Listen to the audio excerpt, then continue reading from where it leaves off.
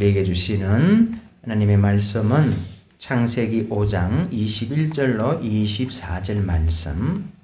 에녹은 65세에 모두셀라를 낳았고 모두셀라를 낳은 후 300년을 하나님과 동행하며 자녀들을 낳았으며 그는 365세를 살았더라. 에녹이 하나님과 동행하더니 하나님이 그를 데려가심으로 세상에 있지 아니하였더라. 아멘. 우리 한 군데 더 찾아보겠습니다. 신약 히브리서 11장 5절. 믿음으로 에녹은 죽음을 보지 않고 옮겨졌으니 하나님을 그를 옮기심으로 다시 보이지 아니하였느니라. 그는 옮겨지기 전에 하나님을 기쁘시게 하는 자라 하는 증거를 받았느니라. 아멘. 오늘 이 두 본문의 말씀을 중심으로 하나님과 동행한 사람들이라는 제목으로 주님이 주신 은혜를 함께 나누고자 합니다. 우리가 방금 읽은 본문에 에녹이라는 사람이 나옵니다. 그는 하나님과 동행한 사람이었습니다. 그것도 자그마치 얼마를 동행했느냐?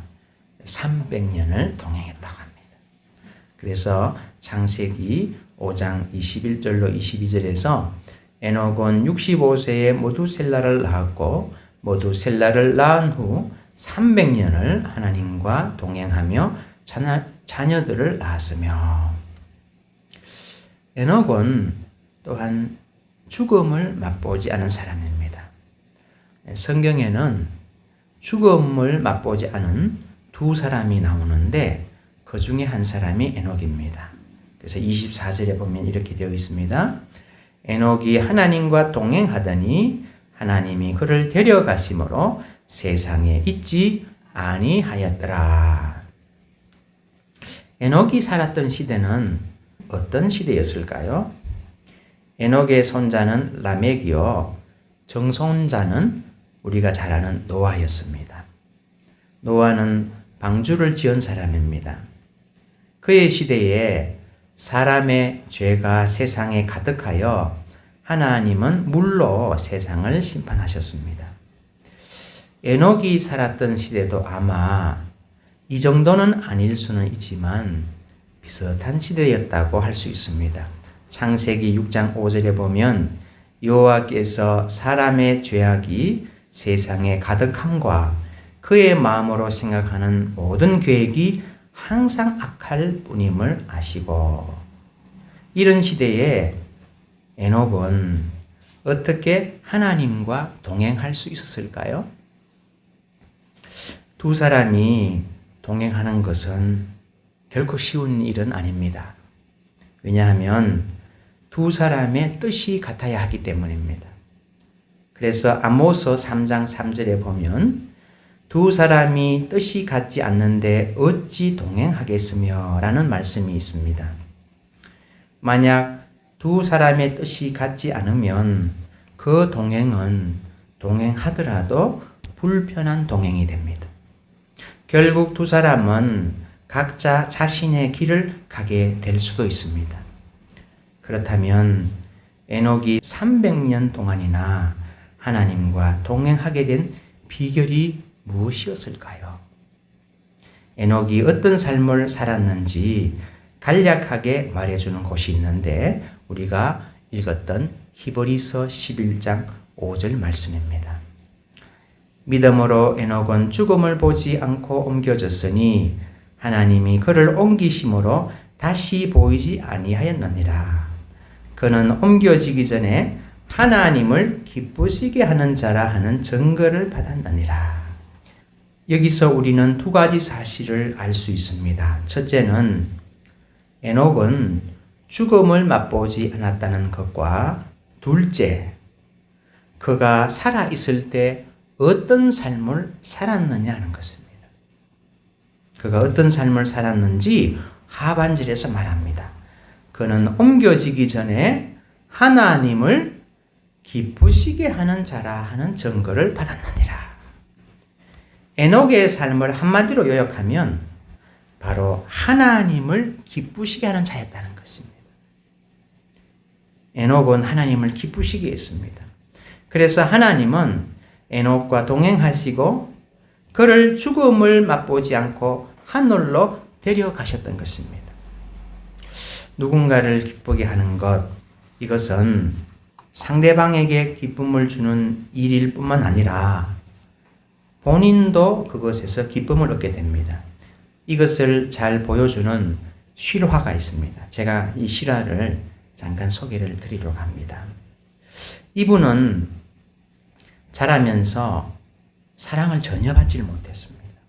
가난했고 고아원에서 자라서 마음에 분노가 가득했습니다. 그에게는 기쁨이 없었습니다. 사랑받지 못한 그의 인생은 좁고 어두운 감방과도 같았고 이런 상황에서 그는 헤어나지 못할 것만 같았습니다. 그러다가 어떤 사건으로 그는 감옥에 들어가게 되었습니다.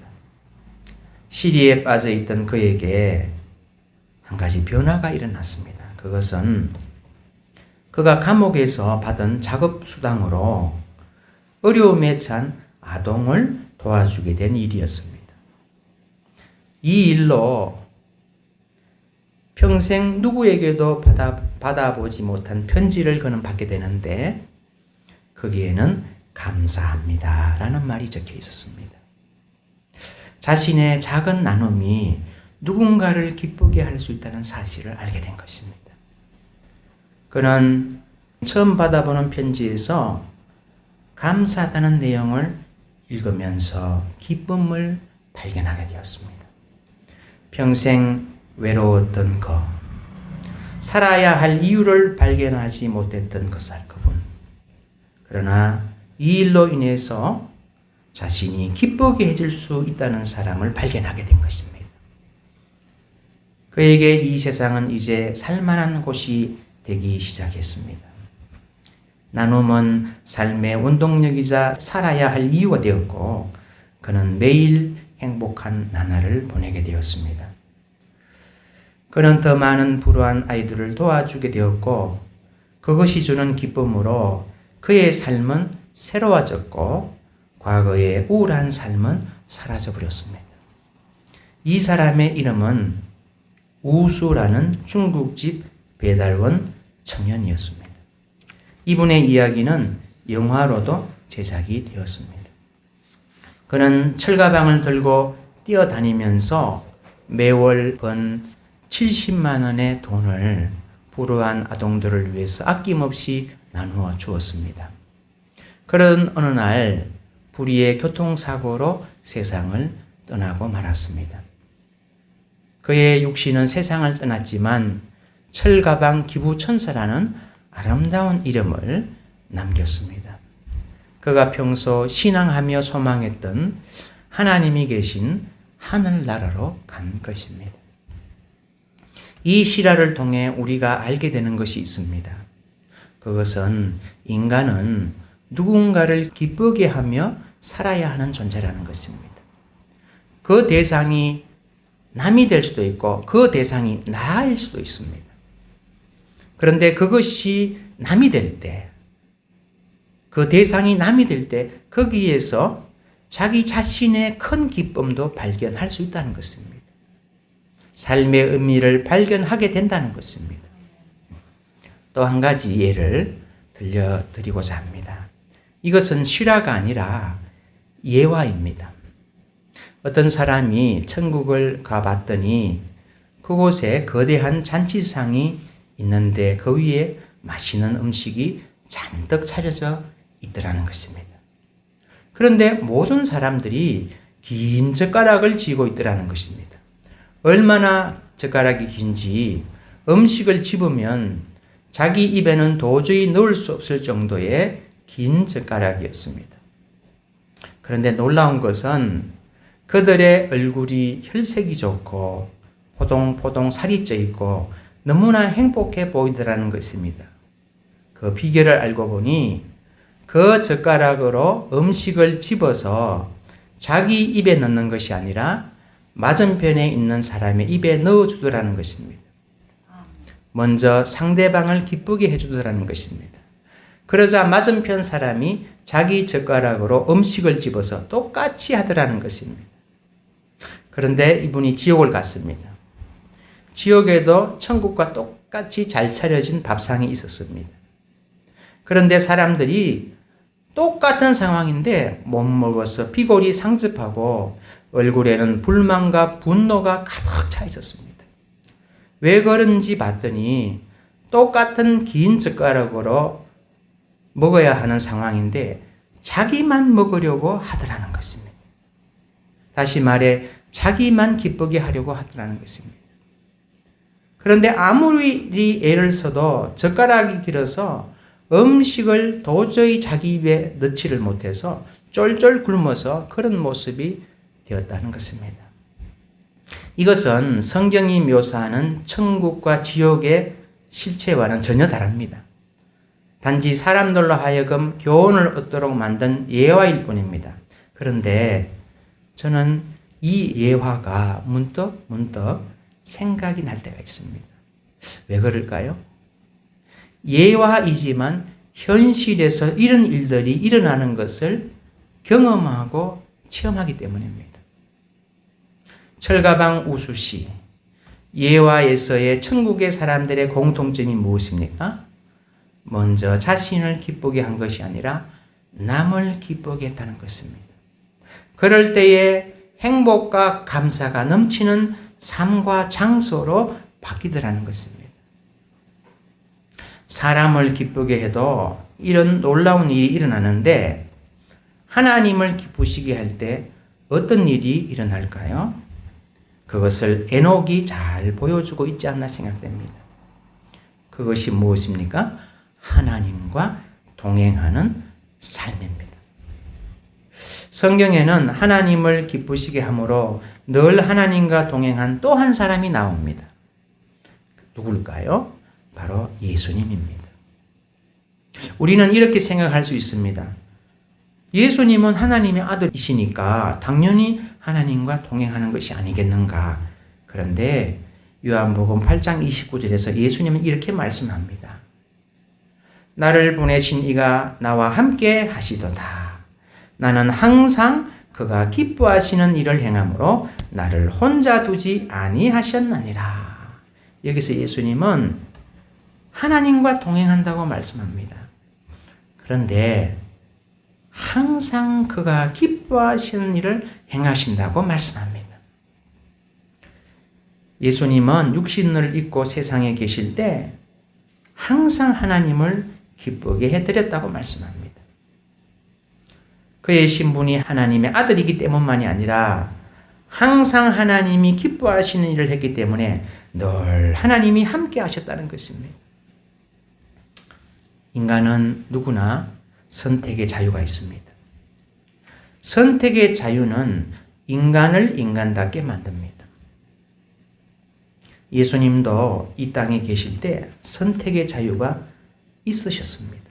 이 사실을 가장 잘 보여주는 신뢰가 광야에서 40일 금식 기간에 마귀에게 시험 받으신 일입니다. 마귀는 예수님을 찾아와서 3가지로 유혹합니다. 그 내용은 하나님 아버지의 뜻을 따르지 말고 독자적으로 행동하라는 것입니다. 능력을 원하는 대로 사용하고 명예를 원하는 대로 추구하고 십자가의 길보다는 쉬운 길을 가라는 것입니다. 예수님은 마귀의 유혹을 모두 물리치십니다. 그러시면서 이렇게 말씀하십니다. 마태복음 4장 10절 주 너의 하나님께 경배하고 다만 그를 섬기라 하였느니라. 다시 말해서 아버지 하나님의 뜻만 따르겠다고 하시는 것입니다. 하나님은 이런 아들 예수님을 매우 기뻐하셨습니다. 친히 하늘에서 음성을 들려주시기도 했습니다. 누가복음 3장 21절과 22절에 보면 백성이 다 세례를 받을새 예수도 세례를 받으시고 기도하실 때에 하늘이 열리며 성령이 비둘기 같은 형체로 그의 위에 강림하시더니 하늘로부터 소리가 나기를 너는 내 사랑하는 아들이라 내가 너를 기뻐하노라. 예수님이 하나님을 기쁘시게 하는 일에 얼마나 열심이었는지 잘 보여주는 장면이 있습니다. 어느 날 예수님이 사마리아 수가성 여인에게 복음을 전하고 계셨습니다. 예수님과 대화를 하던 이 여인은 그가 메시아인 줄 깨닫고 물동이를 버려두고 동네로 달려갔습니다. 그때 제자들이 동네에서 먹을 것을 구해와서 예수님께 음식을 드시도록 청했는데 그때 예수님은 음식을 드시지 않고 이렇게 말씀하시는 것입니다. 요한복음 4장 34절 예수께서 이르시되 나의 양식은 나를 보내신 이의 뜻을 행하며 그의 일을 온전히 이루는 것이니라. 육신의 허기를 채우는 일도 중요하지만 더 중요한 것이 있다는 것입니다. 그것은 하나님이 주신 사명을 이루어 하나님을 기쁘시게 하는 일이라는 것입니다. 이 일이 얼마나 중요했던지 점심때가 지났는데 시장기도 잊어진 것입니다. 하나님을 기쁘시게 하는 일에 전념한 또 한 사람을 소개해 드리고자 합니다. 그는 바로 사도 바울입니다. 그는 자신의 삶과 사역에 원칙이 있었습니다. 그것은 하나님을 기쁘시게 하는 것이었습니다.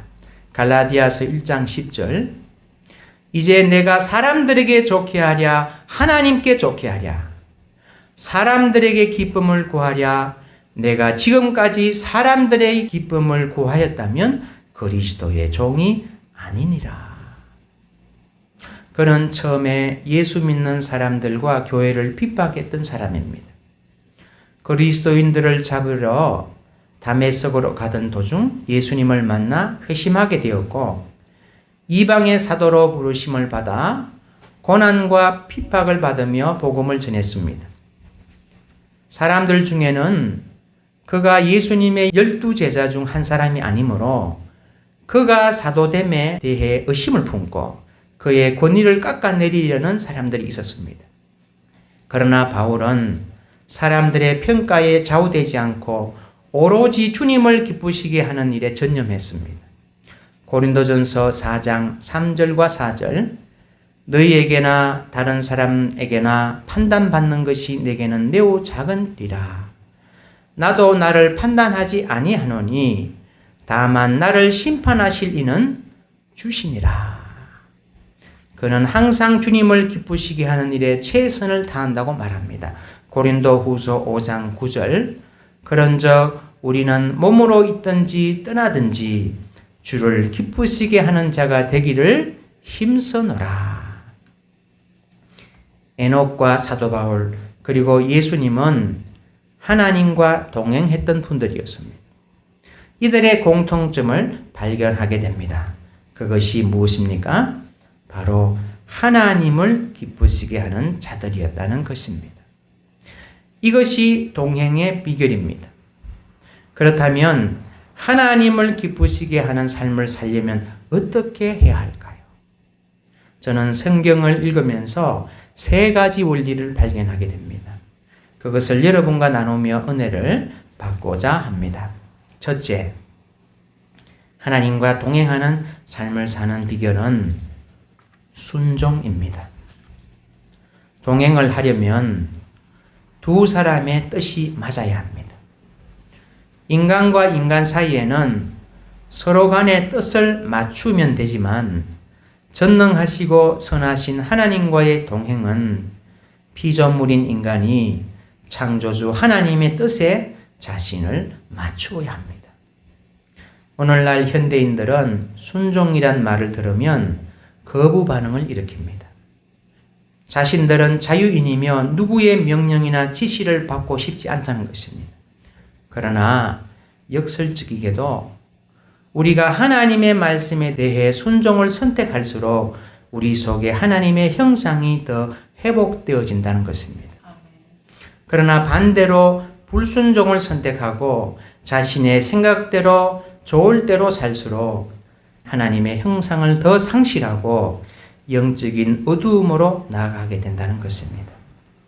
순종한다는 것은 나는 피조물이며 하나님이 창조주시라는 것을 고백하는 행동입니다. 그분이 선하시며 전능하신 분이라는 것을 고백하는 행동입니다. 나에게 있는 선택의 자유로 불순종을 선택하지 않고 순종을 선택하는 것입니다. 하나님의 아들 예수님도 육신을 입고 이 땅에 계실 때 순종을 선택하며 배워야 했습니다. 히브리서 5장 8절과 9절에 보면 그가 아들이시면서도 받으신 고난으로 순종함을 배워서 온전하게 되셨은즉 자기에게 순종하는 모든 자에게 영원한 구원의 근원이 되시고. 그런데 여기서 보면 주목할 만한 말씀이 나옵니다. 그것은 예수님이 하나님의 말씀에 순종하는 것을 배워서 온전하게 되셨다는 그 말 다음에 자기에게 순종하는 모든 자에게 영원한 구원의 근원이 되신다는 말씀입니다. 다시 말해 예수님은 구원의 근원이 되시는데 누구에게 그렇게 되신다고 말씀하시느냐? 바로 자기에게 순종하는 모든 자에게라는 것입니다. 예수님과 인간의 관계는 순종의 관계라는 것입니다. 이 점을 요한복음 8장 31절로 32절에서 우리에게 가르쳐 주십니다. 요한복음 8장 31절. 다 찾으셨죠? 8장 31절 32절. 우리 한 목소리로 한번 읽어볼까요? 그러므로 예수께서 자기를 믿는 유대인들에게 이르시되 너희가 내 말에 거하면 참으로 내 제자가 되고 진리를 알지니 진리가 너희를 자유롭게 하리라. 여기서 예수님이 내 말에 거하면 이라고 말씀합니다. 이 말의 뜻을 정확하게 이해하는 것이 중요합니다. 이 말은 내 말을 붙잡고 살면, 즉 내 말에 순종하면이라는 뜻입니다. 예수님과 동행하기 위해서 첫 번째 해야 되는 것이 순종이라는 것입니다. 동행하는 두 사람의 뜻이 같아야 동행할 수 있습니다. 그렇지 않으면 동행이 될 수가 없습니다. 앞서 말씀드린 대로 인간과 인간 사이에는 서로의 뜻을 맞추면 되지만 하나님과 인간 사이에는 말씀에 대한 순종이 있을 때 동행이라는 결과가 나온다는 것입니다. 예수님의 말씀에 순종할 때 세 가지 결과가 뒤따른다고 말씀합니다. 31절 하반절에 보면 참으로 내 제자가 되고, 첫째는 예수님의 제자가 된다는 것입니다. 누군가의 말을 그대로 따른다는 것은 그 사람이 제자가 되었다는 것입니다. 제자의 특징은 스승의 말을 그대로 따르는 것입니다. 그렇지 않으면 그는 제자가 아니라 예수님을 따르는 무리입니다. 여러분은 예수님의 제자가 되기를 원하십니까? 예수님을 따르는 무리가 되기를 원하십니까? 둘째, 32절 상반절에서 진리를 알지니. 여기서 진리란 예수님을 가리키는 것입니다. 또한 예수님의 말씀을 가리킵니다. 알지니라는 헬라어 원어의 의미는 경험함으로써 체득한다는 뜻입니다. 그러므로 진리를 알지니라는 말씀은 진리 대신 예수님을 직접적이고 인격적으로 체험하고 알게 된다는 것입니다. 셋째, 32절 하반절에서 진리가 너희를 자유롭게 하리라. 다시 말해 진리인 예수님이 자유를 주신다는 뜻입니다. 우리는 흔히 자유라고 하면 이렇게 생각합니다. 외부에서 구속이 없는 상태. 아무도 나를 구속하지 않는 상태를 자유라고 말합니다. 인간은 이 자유를 쟁취하기 위해서 때로는 피를 흘립니다. 그런데 진정한 자유는 죄로부터의 자유입니다. 마귀로부터의 자유입니다. 그것이 참 자유인 것입니다. 예수님이 말씀하시는 자유는 바로 이 자유를 말씀하시는 것입니다. 순종할 때 복이 되는 것입니다. 인간은 다 알고 나서 순종하겠다고 할 수가 없습니다. 왜 그렇습니까? 하나님의 길과 하나님의 판단을 인간이 미리 다 알 수가 없기 때문입니다.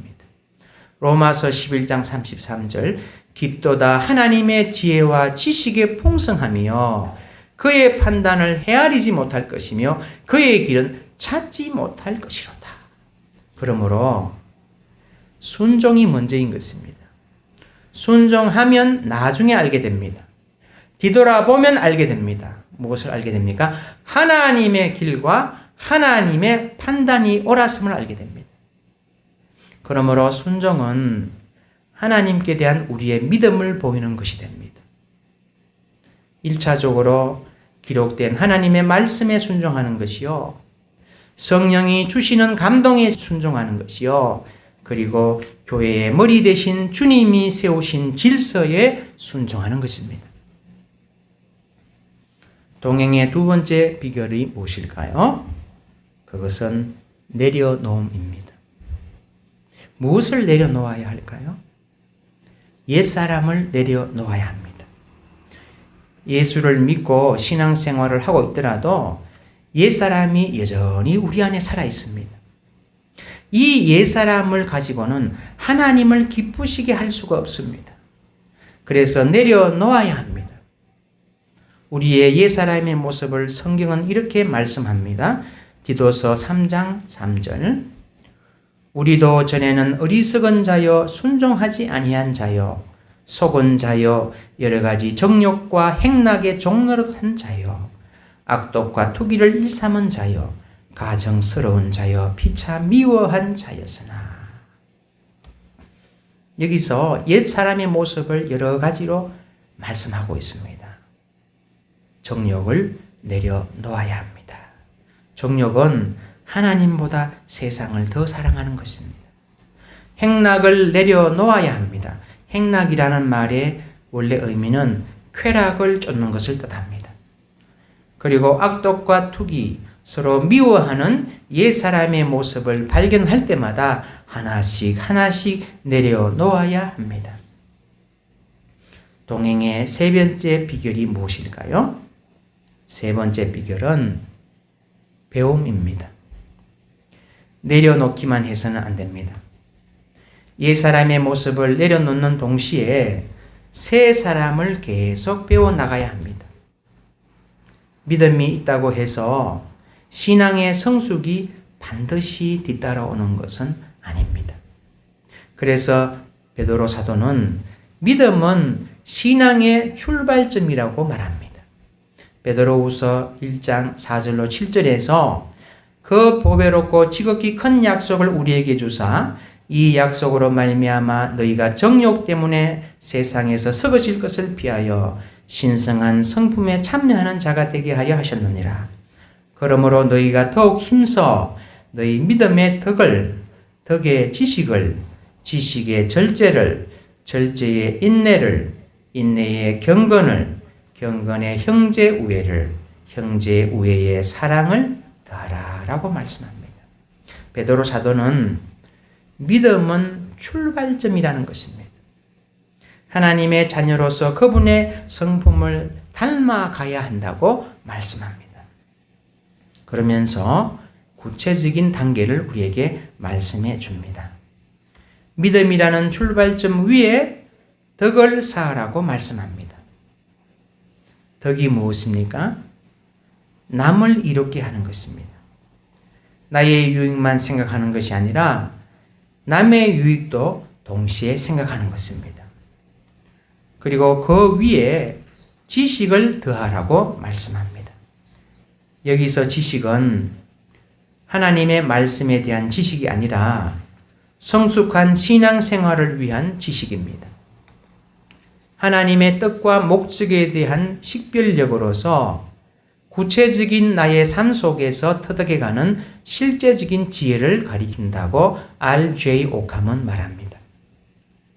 이 지식이 결여될 때 신앙은 맹목적으로 흐를 수 있고 교회 안팎에서 벌어지는 여러 가지 상황에 효과적으로 대처할 수 없게 되고 오히려 하나님께 영광이 되지 못하는 일도 할 수 있는 것입니다. 그리고 지식 위에 절제를 더하라고 말합니다. 지식은 자칫 믿음이 약한 형제를 고려하지 않는 자유로운 행동으로 나타나게 되며 형제 자매의 신앙에 걸림돌이 될 수 있다는 것입니다. 따라서 지식이 있는 사람은 스스로의 절제의 미덕이 필요하게 되는 것입니다. 다음으로 인내를 더하라고 말씀합니다. 여기서 인내는 세상에서 받는 핍박과 시련을 뜻합니다. 세상의 핍박과 시련에 직면할 때 신앙을 포기하는 것이 아니라 견디는 것입니다. 다음으로 경건을 말씀합니다. 경건은 하나님 앞에서 자신을 낮추고 하나님의 뜻에 집중하고 그 뜻을 실천하며 살아가는 모습입니다. 앞서 말씀드린 지식과 절제, 인내력을 가지고 있더라도 자칫 그것으로 자신의 의를 내세우기가 쉽습니다. 그러나 경건을 더할 때 하나님의 뜻 아래서 자신을 낮추며 하나님의 뜻에 집중하는 삶을 살게 됩니다. 이것이 경건입니다. 그리고 형제애를 더하라고 말씀합니다. 교회 안에서 예수님의 피로 형제 자매된 지체들이 서로 다른 문화, 계급, 직분의 차이를 막론하고 피차 하나님의 자녀로 서로 대우하는 태도인 것입니다. 서로의 짐을 짊어지고 성령 안에서 하나 된 것을 지키는 것입니다. 그리고 마지막 단계는 무엇입니까? 사랑, 즉 아가페입니다. 이 아가페는 하나님이 가지신 사랑으로 그리스도를 통해서 우리에게 나타났습니다. 이것은 전적인 희생을 내포하며 또한 하나님이 그의 자녀들 속에 이루고자 하시는 궁극적인 성품입니다. 하나님의 신성한 성품의 목록들의 최상위가 바로 아가페 사랑입니다. 이것은 우리가 가진 것이 아닙니다. 그래서 하나님께서는 성령을 통해서 이 사랑을 우리에게 부어주신다고 말씀합니다. 로마서 5장 5절 소망이 우리를 부끄럽게 하지 아니함은 우리에게 주신 성령으로 말미암아 하나님의 사랑이 우리 마음에 부은 바 됨이니.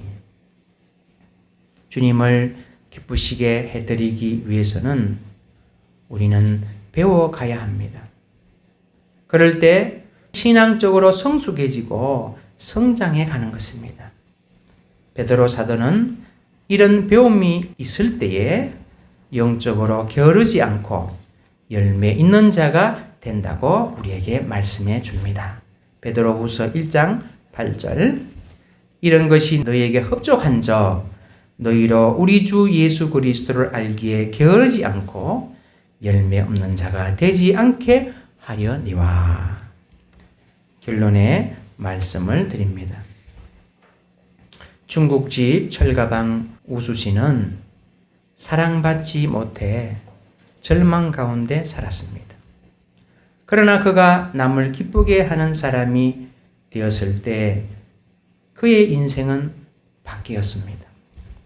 자신도 불우하지만 자신의 작은 것을 불우한 아이들에게 나누어 주었을 때 그들에게 기쁨을 주었을 뿐만 아니라 자신에게도 기쁨이 생겼고 자신이 살아야 할 이유와 목적을 발견하게 되었습니다. 그는 신앙인이 되었습니다. 이 영화를 보면 고시원 골방에서 한밤중에 스탠드 불빛 아래에서 진지하게 성경을 읽는 장면이 중간중간에 나옵니다. 불의의 사고로 하나님 나라에 갔지만 남을 기쁘게 하는 삶이 자신과 남에게 얼마나 소중한 것인지를 우리에게 알게 합니다. 사람을 기쁘게만 해도 인생이 이렇게 바뀌는데 하나님을 기쁘시게 해드리면 얼마나 더 좋겠습니까? 에녹과 사도 바울 그리고 예수님 이 세 분은 하나님을 기쁘시게 하는 삶을 살았습니다. 하나님을 기쁘시게 하는 그들을 하나님은 결코 홀로 두지 않으셨습니다. 에녹은 죽음을 보지 않고 데려감을 당했고 바울은 이방의 사도라는 불면의 이름을 남기고 신약 성경에 가장 많은 기록을 남기게 되었습니다. 예수님은 어떻습니까? 하나님께로부터 내 기뻐하는 자라는 음성을 친히 들으시고 인류 구원의 완성자로 지금 하나님 우편 영광의 보좌의 좌정에 계십니다. 하나님을 기쁘시게 해드리는 삶은 말만큼 생각만큼 쉽지가 않습니다. 그러나 우리가 기억해야 할 것은 이것은 참으로 값진 삶이라는 것입니다. 하나님과 동행의 세 가지 비결이 무엇이었습니까? 순종, 내려놓음, 그리고 배움입니다. 철가방 우수 씨가 보여주듯이 이것은 사람들을 올가매는 종교적인 무거운 멍해가 아니라 우리에게 참 자유와 하나님의 형상의 회복으로 나아가는 예수님이 말씀하신 자유의 멍에요. 은혜의 길인 것입니다. 다음 한 주간 그리고 남은 여러분과 저의 인생의 여정 가운데 하나님과의 동행의 삶으로 한 걸음 한 걸음씩 더 나아갈 수 있도록 이 동행의 비결을 기억하고 작은 실천을 해나가는 은혜와 용기와 힘을 주시기를 기도하며 축원드립니다. 아멘.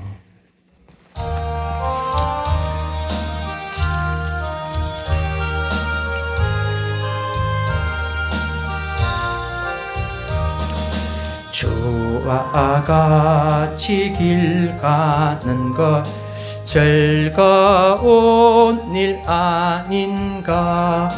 우리 주님 걸어가신 발자취를 밟겠네. 한 걸음 한 걸음 주 예수와 함께 날마다 날마다 우리 걸어가리.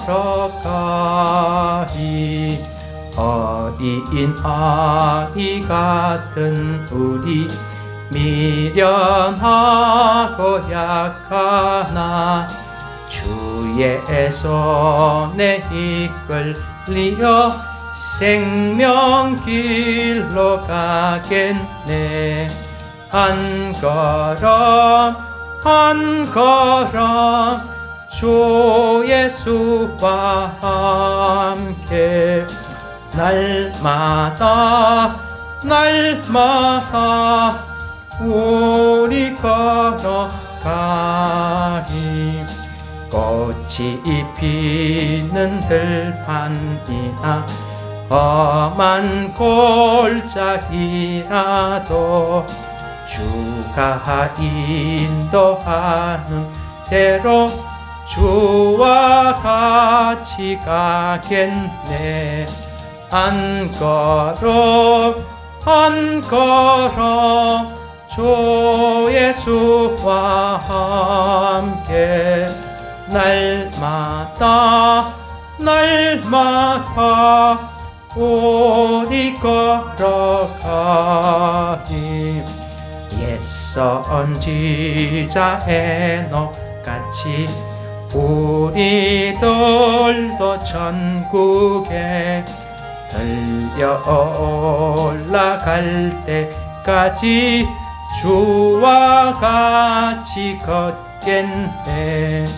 한 걸음 한 걸음 주 예수와 함께 날마다 날마다 우리 걸어가리.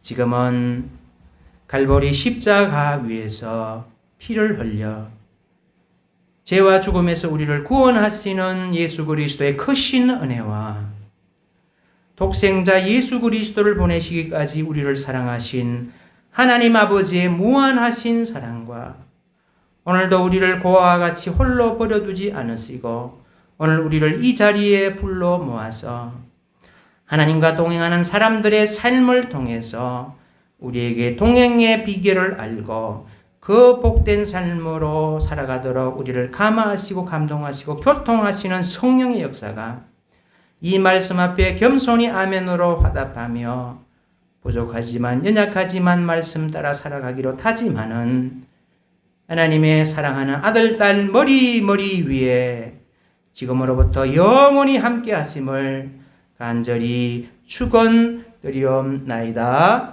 아멘.